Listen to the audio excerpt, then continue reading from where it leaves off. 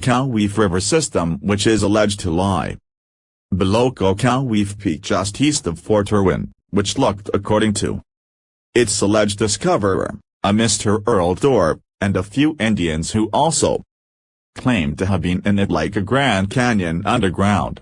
It allegedly consists of a river chasm generally 500 feet wide and over 1,000 feet high deep, sided by steep turret-shelved underground cliffs, huge stalactites, and cataracts.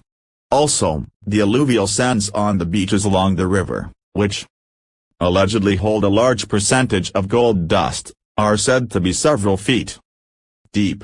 The entrance to this cavern was allegedly dynamited shut by Mr. Dorr to protect anyone else from getting to his gold.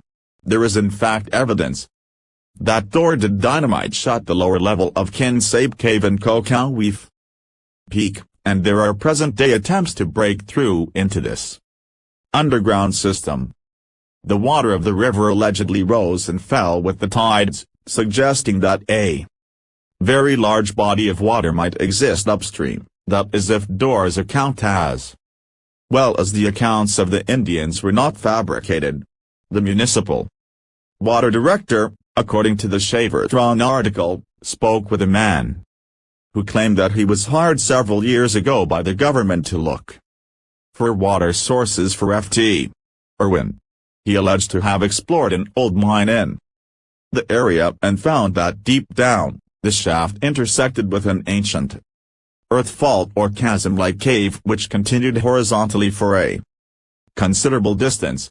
This government employee followed the chasm and allegedly emerged onto the bank of a huge underground river cave over a quarter of a mile wide. The tremendous water flow possibly originating from the waters that apparently disappear beneath the Great Basin, the Nevada and Mojave deserts could have fed the water needs of all of Southern California. Paul Dorr, not to be confused with Mr. Dorr referred to above, in issue number 6 of his newsletter Unknown, related the tradition concerning a race of human giants which, according to stories in the Carolinas Islands and especially Papua, allegedly went underground in ancient times. Once inhabitants of a lost island continent called Shamwat, they will, according to legend, one day emerge. This legend is widespread throughout Malaysia, which incidentally contains the largest officially recognized cavern chamber, the Sarawak Chamber on the island of Borneo in the Malaysian islands. It is said to be 230 feet wide by 980 feet long and nowhere less than 270 feet high, large enough to easily hold within itself the two previous contenders for the world's largest official chamber, Carlsbad's Big Room in New Mexico and the Salle de la Verna in the Pierre Saint Martin Caverns in France.